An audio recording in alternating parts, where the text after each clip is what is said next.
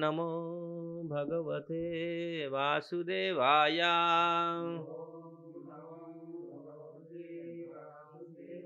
ॐ नमो भगवते वासुदेवाय।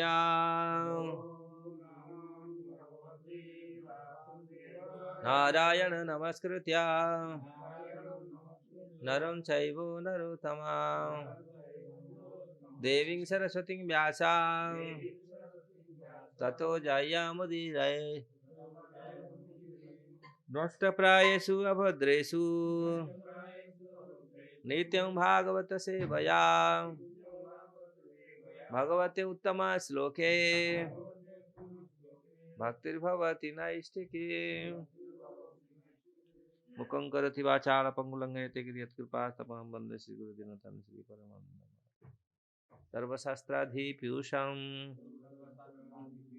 सर्ववेदैकसत्फलं सर्वसिद्धान्तरतार्य सर्वलोकैकदृक्पदं सर्वभागवतः प्राण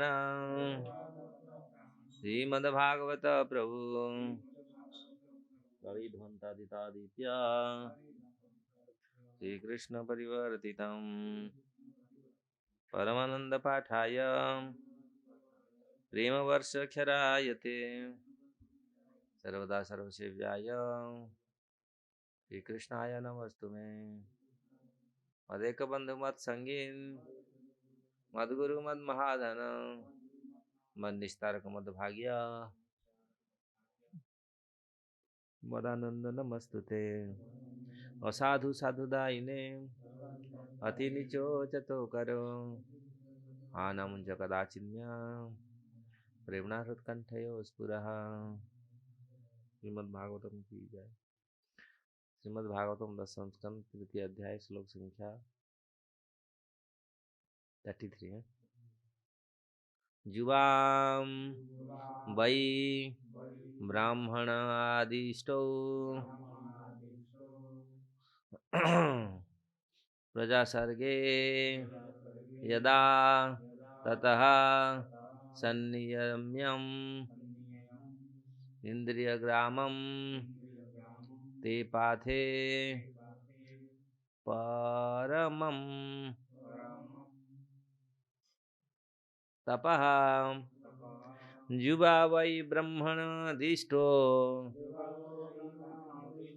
प्रजासर्गे यदा ततः संन्यस्येन्द्रियग्रामं ते पाथे परमं तपः। युवा वै ब्रह्मणादिष्टो प्रजासर्गे यदा ततः संनियम्येन्द्रियग्रामं ते पाथे परमं तपः। युवा वै ब्रह्मणादिष्टो प्रजासर्गे यदा ततः संनियम्येन्द्रियग्रामं ते पाथे परमं तपः।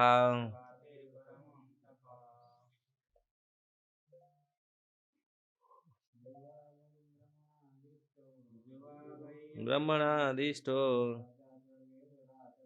प्रजासर्गे यदा ततः संनियम्येन्द्रियग्रामं ते पाथे परमं तपः।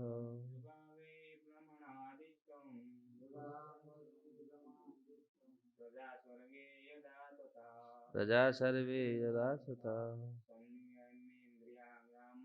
संनियमेन्द्रियग्रामं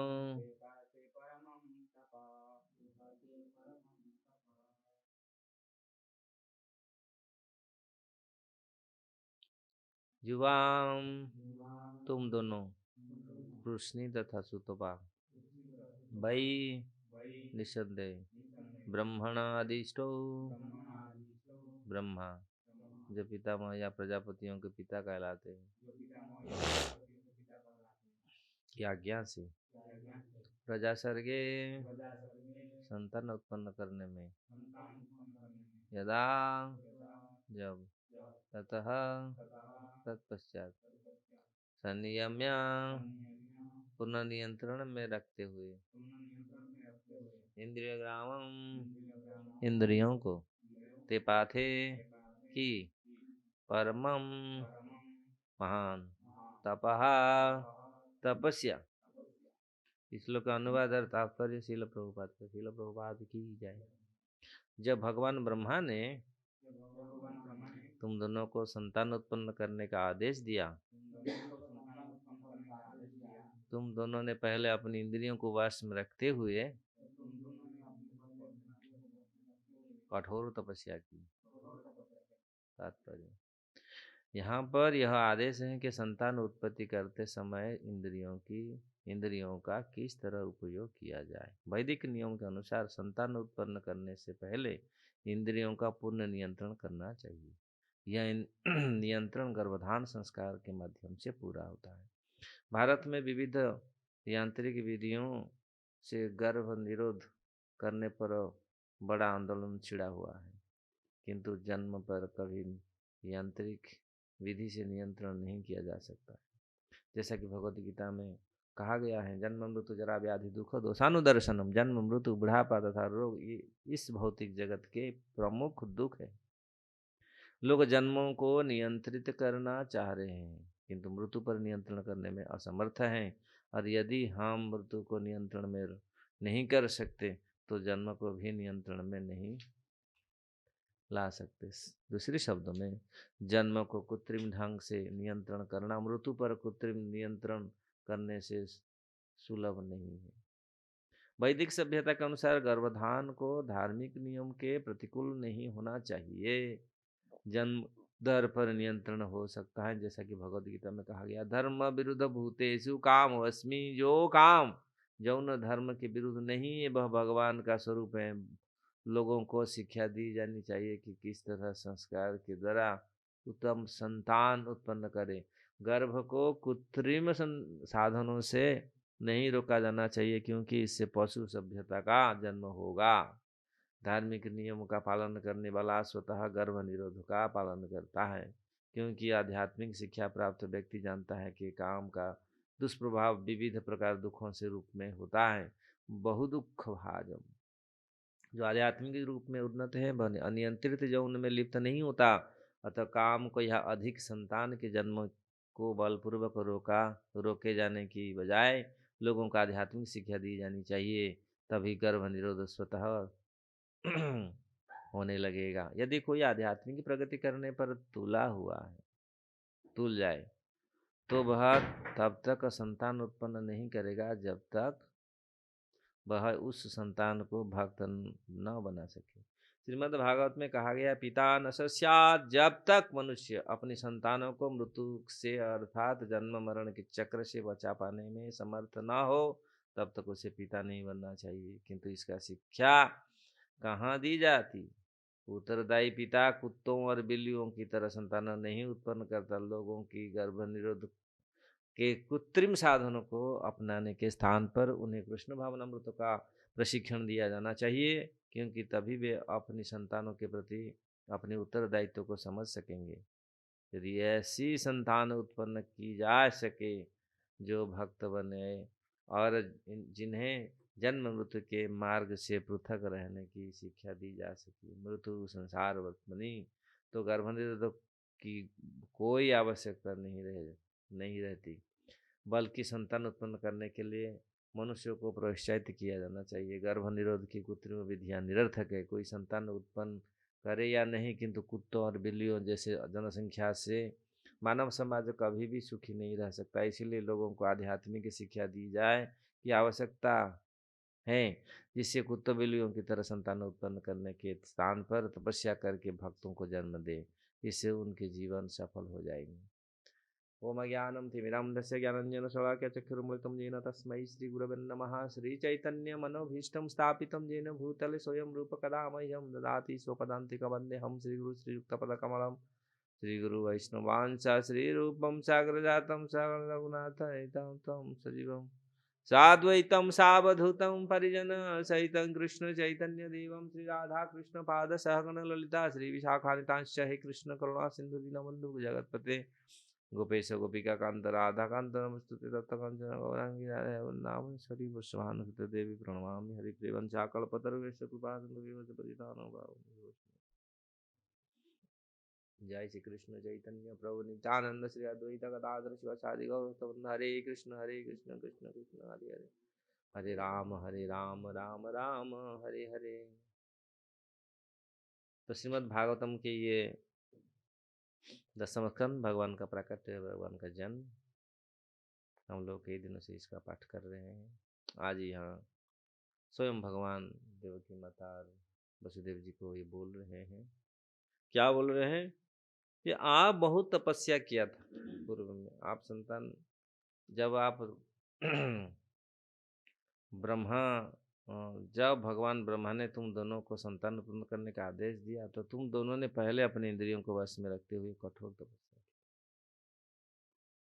तो ये उस समय के बाद बहुत समय क्या पहले का ये बात,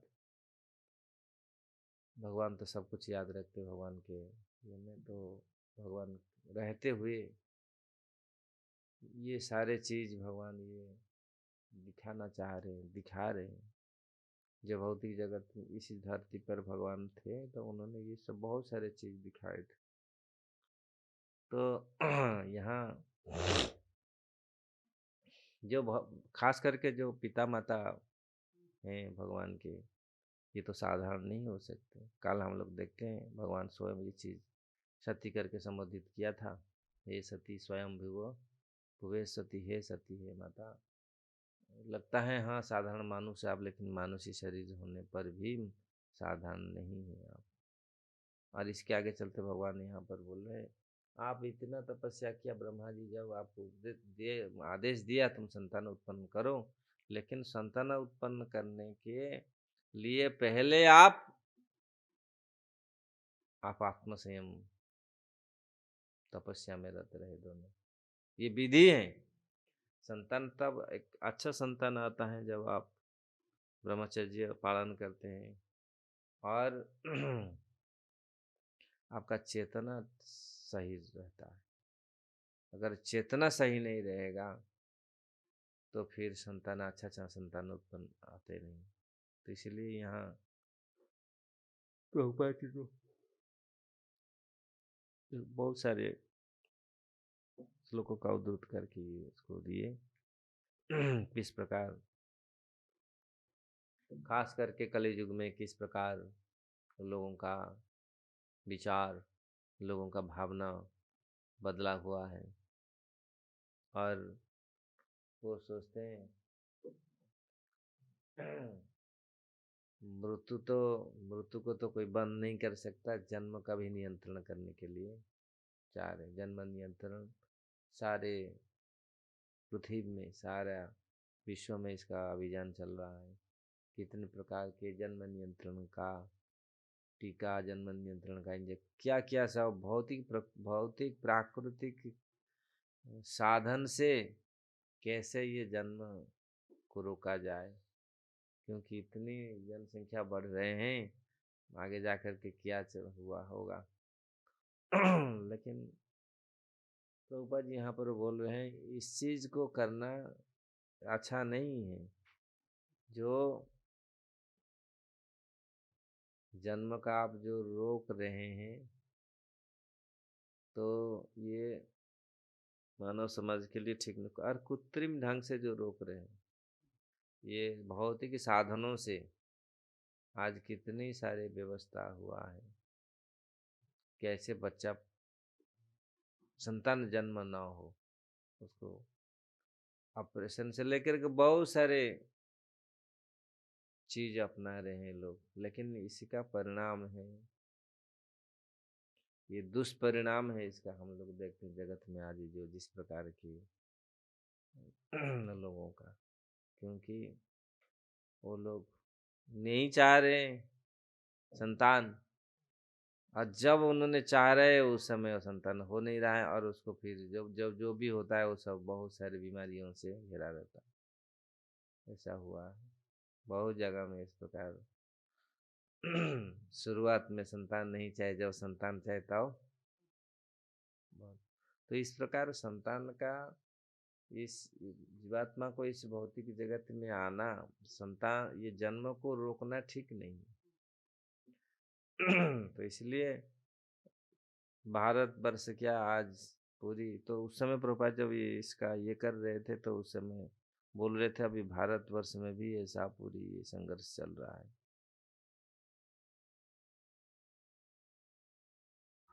तो इस पर अगर हम मृत्यु पर नियंत्रण नहीं रख सकते जन्म पर, फिर क्यों ये करते। बहुत सारे अपना रहे हैं जन्म, कैसे लोक संख्या बढ़ जाएंगे, इतना ये हो जाएगा। अगली हम लोग देखे हैं, हम लोग के जो हम लोग के पूर्वजों कितनी कितनी संतान उत्पन्न करते थे और उनको पालन पोषण भी ऐसे करते थे। आज एक संतान उत्पन्न करने के लिए भी परेशान है, और एक संतान को पालन करने के लिए भी बहुत कठिन है। तो ये चीज क्यों? क्योंकि आत्म संयम नहीं, तपस्या नहीं। अगर तपस्या कोई करता है, गृहस्थ आश्रम से पहले प्रवेश करने से पहले ब्रह्मचर्य आश्रम में लोग तप करते थे, वैराग्यपूर्ण जीवन बिताते थे।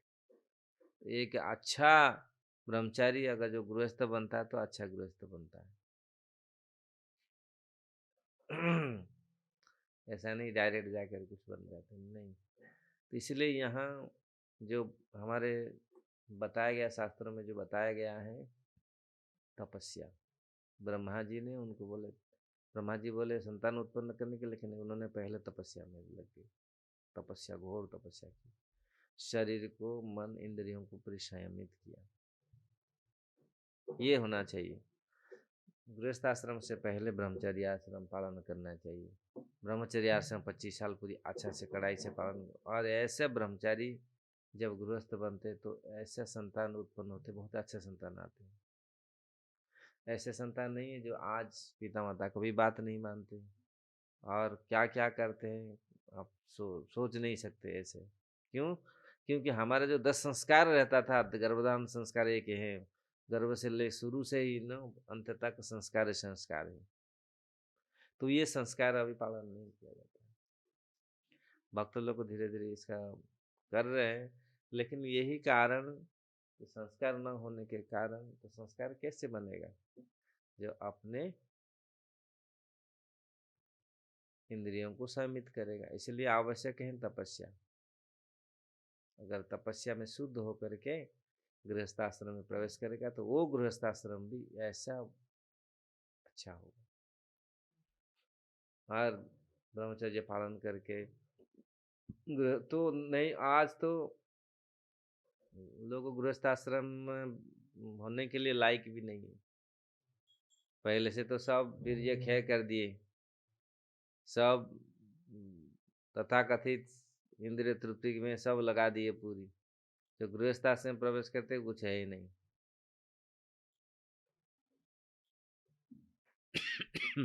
तो तपस्या इसलिए आवश्यक है, तपस्या के द्वारा शरीर का, मन का, इंद्रियों का संयमित होता है, और वीर्य को ऊपर तक, ऊर्ध्वरेता राजू, ऊर्ध्वरेता ब्रह्मचारी बोलते हैं, वीर्य को पूरी ऊपर तक, सिर तक लेते हैं। वीर्य हमेशा डाउन की तरह जाता है। आज जैसे तामसिक आहार करेगा, वीर्य चाहता है वो निकल जाने के लिए। तामसिक आहार, रजगुण आहार करेगा, वीर्यपात होता है, वीर्य को रखना मुश्किल ही। लेकिन जब हम सतगुण आहार करते हैं तो वीर्य फिर धीरे धीरे ऊपर चढ़ता है, तो ब्रेन को अच्छा करता है, मस्तिष्क को अच्छा करता है। इसलिए नहीं तो फिर ब्रह्मचर्य फिर निकल जाएगा, अर्धोगामी अधोगामी हो जाएगा, ऊर्ध्वगामी नहीं होगा। और जो वही वीर्य जब ऊर्ध्वगामी होता है, ऊपर की चढ़ता है, फिर बुद्धि, बल, ये सब तेज, ये सब आता है। लोक में ये दिखा गया है। तो युवक समय में यहाँ पर अवार्ड आ रहा है, जुबऊ, जुबा वही ब्रह्मणादिष्टु। आप युवा समय में ब्रह्मा ने आपको उपदेश दिया था, और युवक समय में ही ब्रह्मचर्य पालन होता है, बुढ़ापे में होगा? युवक समय में आप ब्रह्मचर्य पालन नहीं किया, बुढ़ापा में भी क्या होगा? इसलिए यंग समय, जो युवा समय, उसी समय ब्रह्मचर्य को पालन करना चाहिए। इसलिए हम लोग पढ़ते थे बचपन में, ब्रह्मचर्य ही जीवन है। अगर ब्रह्मचर्य अच्छा से पालन किया है तो फिर रोग पकड़ेगा नहीं ज़्यादा। अब ब्रह्मचर्य नाश किया, आजकल ब्रह्मचर्य नाश कर देते हैं, 1000 प्रकार का रोग पकड़ता है शरीर में। इसीलिए ब्रह्मचर्य पढ़ना नहीं चाहिए, जमीन में नहीं पढ़ना चाहिए, अपराध होता है ब्रह्मचर्य, नीचे नहीं गिरना चाहिए। तो इस प्रकार ब्रह्मचारी, यहाँ ब्रह्मा जी के आदेश पर ये युवा समय दोनों, तुम आप माता, आप और पिताजी दोनों कड़ी तपस्या की। कड़ी तपस्या करने के पश्चात फिर ये गृहस्थाश्रम में प्रवेश किए। तो इसलिए आवश्यक है, हमारा जो सिस्टम था, ब्रह्मचारी, गृहस्थ, वानप्रस्थ, संन्यास, जो 4 वर्ग, 4 आश्रम था पहले, 25 साल तक पूरी ब्रह्मचर्य अच्छा से रहते थे। शिक्षा दिया जाता था ब्रह्मचर्य पालन करना, सद्गुण आहार, ब्रह्मचारी का आहार, ब्रह्मचारी का नियम निष्ठा, पूजा, गुरु का आदेश, क्योंकि गुरु का सेवा, गो सेवा, गुरु सेवा, ये सब पूरी ब्रह्मचारी जीवन में होता था। अब देखो जितनी बड़े बड़े गुरुकुल में गौशाला भी होता है, गुरु का गाय होते हैं ना, ये बड़े बड़े पुराना। अब देखो जितना जहाँ जहाँ फिर गाय का सेवा, गुरु का सेवा, ऐसे 25-30 साल तक पूरी करते थे पूरी। उसमें भी अच्छा घी दही दूध पूरी खाते थे, ब्रह्मचर्य पालन करना पूरा, वो अच्छा रहता था। और वो ब्रह्मचारी जाओ, आजकल तो दूध दही देखने में स्वप्न में, और वहाँ पैकेट का जो दूध आता है वो तो जहाँ जैसा भी होगा। और वो शहर का ये वातावरण, गांव का भी वातावरण बहुत ये है। भैंस का दूध, भैंस का दूध पिएगा क्या होगा? तो उस समय गौशाला था, गाय का सेवा, और गाय का सेवा ये बहुत आवश्यक है ब्रह्मचर्य के लिए। गाय का सेवा बहुत आवश्यक है। गोबर मूत्र में सना शरीर पूरी, ये बहुत अच्छा है ब्रह्मचारी जीवन। तो गुरुकुल में निवास, तो ये लोग युवा समय दोनों ने बहुत तपस्या की। उन्होंने शादी हुआ था, इनका मतलब ये हो गया, लेकिन ब्रह्मा जी ने बोला आप तब ये करो, संतान उत्पन्न करो। लेकिन उन्होंने तुरंत नहीं किया। आप प्रभुपाद जी तात्पर्य में क्या लिख रहे हैं? आज जो लोग संतान उत्पन्न कर रहे हैं, कैसे संतान उत्पन्न कर रहे हैं? कुत्ते बिल्ली जैसे, कुत्ता बिल्ली जैसा संतान। वो फिर क्या देश के लिए, राष्ट्र के लिए, आपके लिए, आप क्या, आप उससे उनमें आप एक्सपेक्ट कर सकते हैं? क्या चाहते हैं, क्या चाह सकते हैं उनसे? क्या ये लोग कर सकते हैं? यही कारण है। तो युवा समय ऐसा संयत रहना चाहिए, संयमित रहना चाहिए। इसलिए हमारे शास्त्र ने बहुत बार, बहुत जगह में शास्त्र में उल्लेख हुआ है किस प्रकार देव द्विज गुरु प्राज्ञम, ये कौन सा? शरीर का तपस्या है। शरीर का तपस्या क्या है? देव, देव मतलब देव, देव मतलब भगवान का विग्रह, शिव विग्रह पूजा करना। शिव विग्रह पूजा में अभी डर लगता है, अरे 3 बार नहाना पड़ेगा, अब जब ये होगा, यही तो तपस्या है।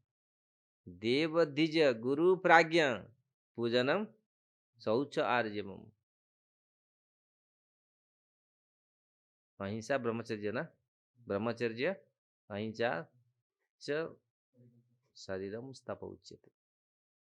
बहुत सुंदर श्लोक भगवान बताते हैं।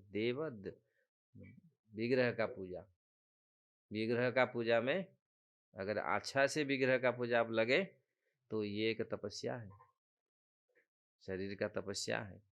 क्योंकि इंद्र तृप्ति करके विग्रह का पूजा नहीं हो पाएगा। इसलिए विग्रह का टाइम में पूजा करना, और सब पूरी 3 बार स्नान, पूरी पूरी शुद्ध शरीर को शुद्ध रखना, पूजा करना। नहीं तो ऐसा सब वो धो, पूरा शरीर साफ नहीं है, इंद्रियां साफ नहीं है, मन साफ नहीं है, ऐसा पूजा फिर नहीं होगा, फिर भगवान संतुष्ट नहीं होंगे।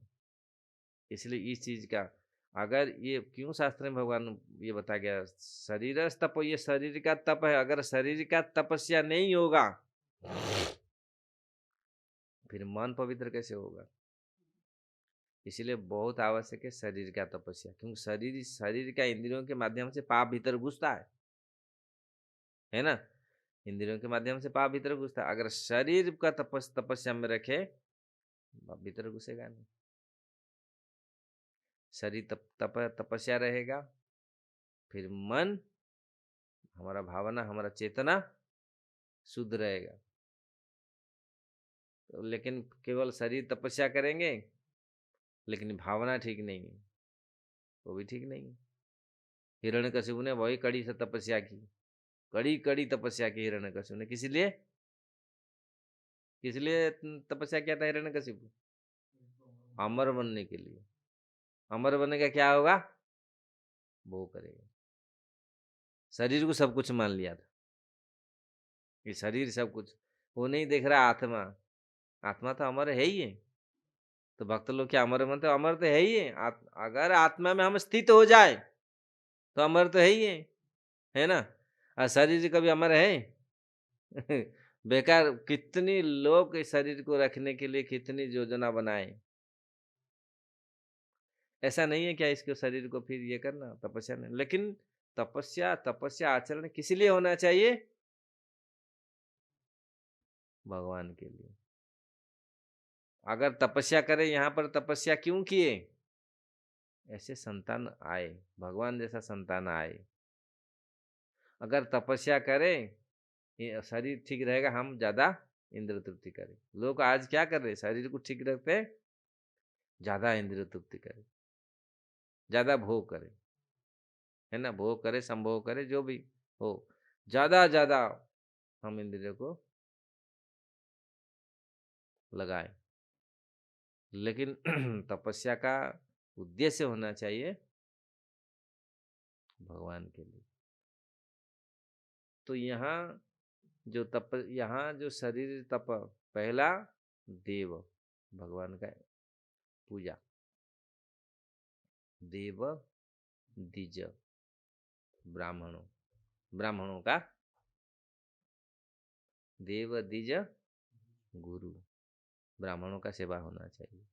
जो हमसे, हम लोग से सीनियर हैं, जो ब्राह्मण है वास्तविक, क्यों ब्राह्मण का सेवा होना चाहिए?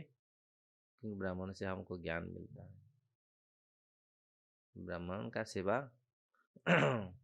आवश्यक। ब्रह्म तो जानते हैं, ब्रह्म वस्तु को, कृष्ण को जानते हैं। हमारे जो बड़े हैं उनसे, उनका सेवा होना चाहिए। वो ये शरीर के माध्यम से सेवा होना चाहिए, क्योंकि ब्राह्मणों का सेवा कठिन सेवा है ना। सीनियर का सेवा, ये करो ये करो, ये हमेशा बोलेंगे, तो इसी के तुरंत तत्पर रहना चाहिए, लाना चाहिए। ब्राह्मण यज्ञ करते हैं, लाओ ये सब सारी चीज़ों ये करके लाओ, टाइम पे लाओ, ऐसा नहीं है 3-4 बजे सो जाओ बस। तो सुबह चाहिए, सब सुबह जग के पहले सामान लेके उठा इकट्ठा करो। पहले ऐसा होता था, ब्रह्मचारी ये लोग पहले चल के जाके सब कुछ सामान ला के रख लेते थे, है ना। असिस्टेंट, पुजारी असिस्टेंट, मतलब पहले सब कुछ ये व्यवस्था। तो इस प्रकार देव द्विज गुरु, गुरु का सेवा, गुरु की सेवा भी ऐसा है, कठिन है ना। कठिन कठिन सेवा, गुरु, गुरु और गाय का सेवा बहुत कठिन है। गोबर कौन उठाएगा? अभी तो गोबर तो कोई उठाया ही नहीं। गोबर उठाने के लिए तो कोई राजी नहीं है। आज तो आजकल गोबर गोबर उठाए हम। पहले आप देखो कितनी बड़े बड़े, जितनी सारे साधु ऋषियों का, मुनियों का, तो उनके गाय होगा, गौशाला होगा। वो गौशाला का गाय चराने के लिए जाते थे। ब्रह्मचारी गाय चराने के लिए जाएंगे, गाय को लेके आएंगे, पानी पिलाएंगे, पूरा सब कुछ व्यवस्था करेंगे। आज गैया का तो ये गुरु का सेवा, गुरु जो बोलेंगे, गुरु का भी अनेक प्रकार के गुरुदेव का सेवा रहता है। तो इसलिए ये तपस्या है। और नहीं गुरु महाराज आप सुबह सुबह क्यों जग जाते हैं, तो लेट में जगो, हम थोड़ा लेट में हमारा ना, कभी कभी ऐसे बोलते ना, इतना सुबह सुबह क्यों जग जाते, और सोएंगे तो हम थोड़ा सोएंगे, है ना, ये कभी कभी ऐसा, इतनी समय आप क्यों ये करते हैं। कभी कभी ऐसे शिष्य लोग बोल नहीं पाते, कभी कभी ऐसे ये करते हैं। शिष्य को परीक्षा करने के लिए गुरु कभी कभी कितने कितने करते हैं, परीक्षा करवाते हैं उनका सहनशीलता कैसा है। कितनी आप देखो ब्रह्मचारी कितनी परीक्षा हुआ, हो गया था, वो पानी पानी को रोकने के लिए सो गया स्वयं, है ना। और वो जो आरुणि था, क्या उपमन्यु था, वो पूरी मना कर दिया, खाना पीना सब बंद कर दिया उसका, गड्ढा में गिर गया था, है ना। वो हम लोग पढ़ सुने शास्त्र में ऐसे वचन है। प्रभुपा जी ने ऐसे अपने अपने शिष्यों को जगह जगह ऐसे ऐसे भेजा, जाओ प्रचार करो ऐसे ऐसे। अब बोले नहीं, हमको इधर क्यों ऐसे ऐसे कठिन जगह में भेज दिया। नहीं, ये सब है। तो गुरु का सेवा, फिर तो अगर आप गुरु जो बोल रहे हो उस गुरु के गुरु मुख पद्म वाक्य चीते थे करिया आज्ञा, गुरु जो बोलते हैं उसको तुरंत स्वीकार करके लेना चाहिए, तब जाके जीवन में सफलता प्राप्त कर पाएंगे। और गुरु के बात में संदेह, गुरु गुरु महाराज क्यों ऐसा बात बोला, यही है, यस्य देवे परा भक्ति तथा देवे तथा यथा देवे तथा गुरु, यदि तस्य थे कथित ह्यर्थे प्रकाशनते महात्मा। तो ये सीक्रेट सारे, ये रहस्य है जिनका पराभक्ति किसी में, गुरु में और कृष्ण में है, भगवान में है। तो सारे चीज तत्व ज्ञान उसमें पूरी ऑटोमेटिक आ जाएगा। इसलिए गुरु मुख पद्म वाक्य चिते ते करिया एक आर ना करिया मने आ। तो इस प्रकार गुरु की सेवा होनी चाहिए। ये शरीर का तपस्या है। भगवान बोले गुरु की सेवा अगर अच्छा से करते हैं, ये थोड़ा तपस्या तो पड़ होगा, क्योंकि गुरु सेवा इतना आसान नहीं है। आज पिता माता का सेवा तो लोग करते नहीं, इसीलिए छोड़ देते हैं जाके। बूढ़ा बूढ़ी का जो पिता माता का सेवा कितना है, इसलिए गुरु सेवा द्विज देव द्विज गुरु प्राज्ञ।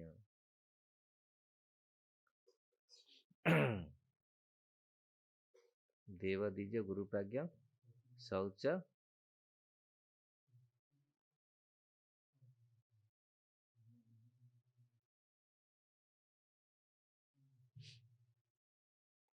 ब्रह्मचर्य अहिंसा च शारीरम शौच आर्जवम। देव द्विज गुरु प्राज्ञ शौचम आर्जवम अहिंसा, ब्रह्मचर्य अहिंसा शरीरम स्तप उच्यते। शौच पूरा साफ सुथरा भी रहे, क्लीननेस की जरूरत है। और हिंसा, ब्रह्मचर्य, ब्रह्मचर्य पालन करना है, ब्रह्मचर्य को रक्षा करना है। और अहिंसा, हिंसा नहीं, मन में कोई हिंसा नहीं रहना चाहिए। मन में अगर हिंसा है तो फिर क्रोध क्रोध हो आएगा, तो उसमें फिर इंद्रियां संयमित नहीं होगा। तो इस प्रकार शरीर का, ये शरीर की तपस्या है, शरीर का तपस्या होना चाहिए। तो यहाँ तपस्या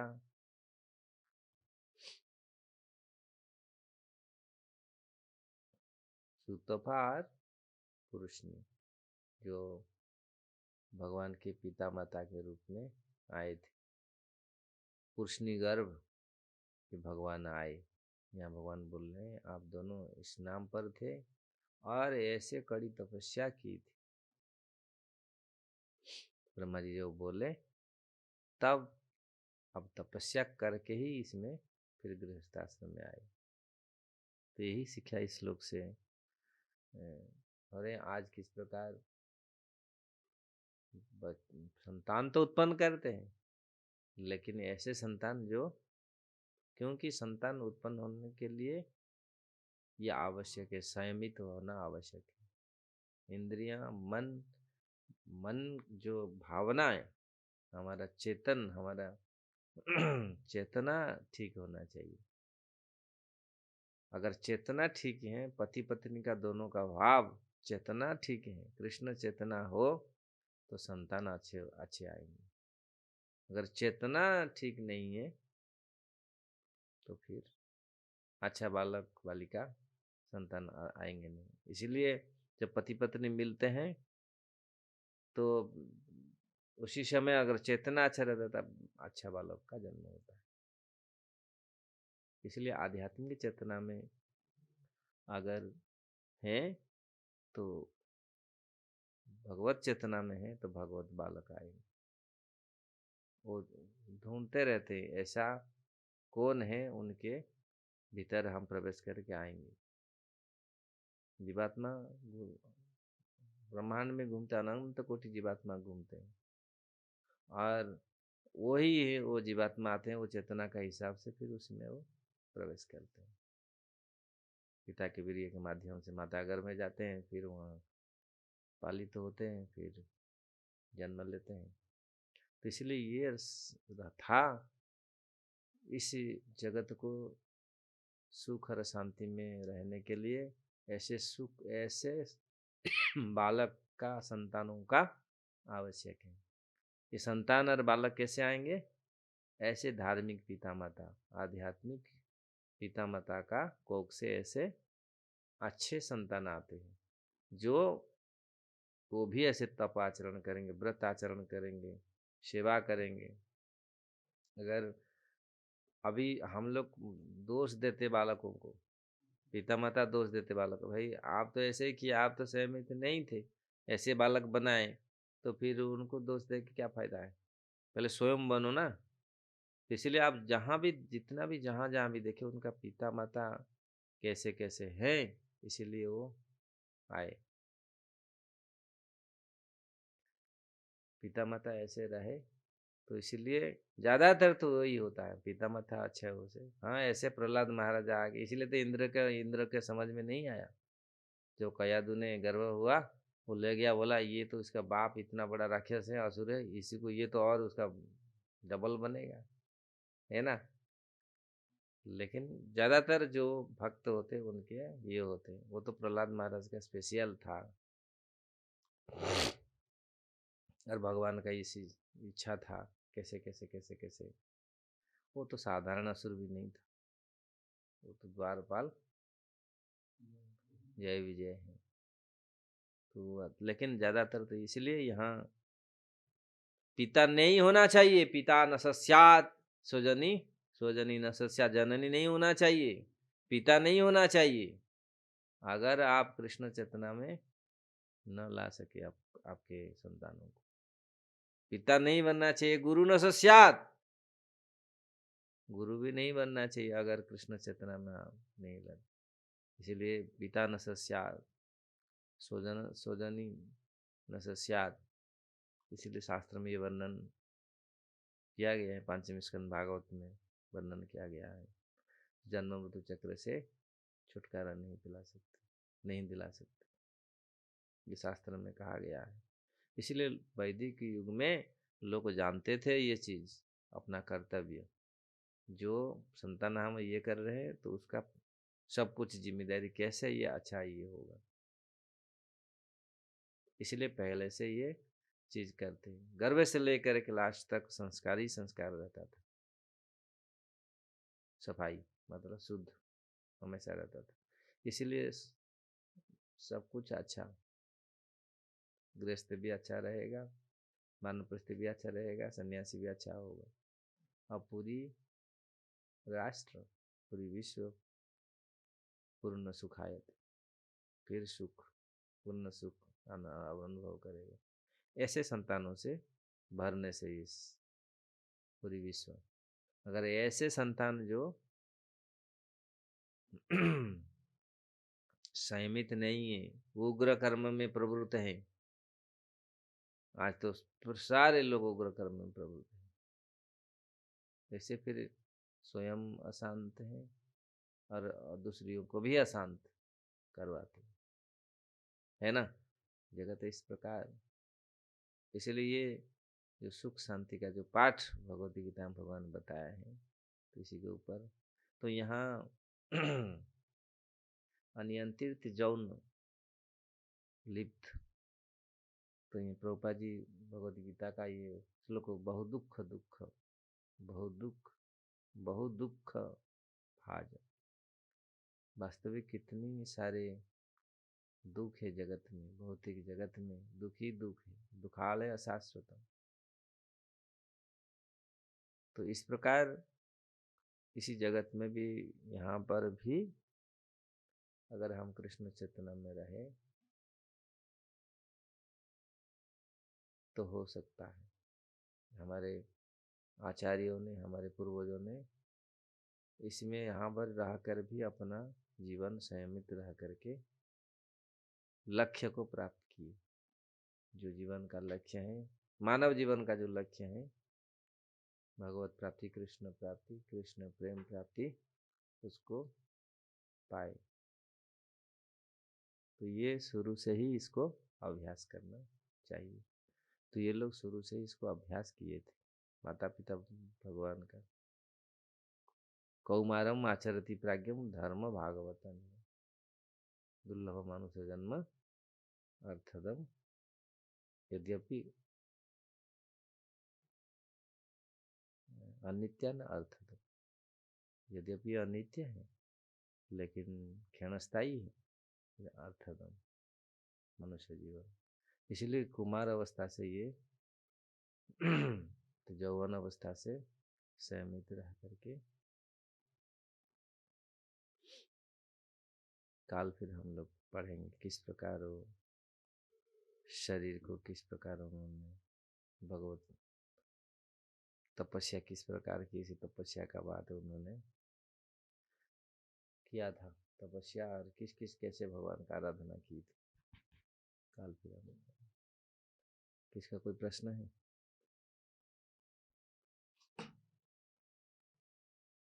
ग्रंथराज श्रीमद् भागवतम की जय, श्रील प्रभुपाद की जय।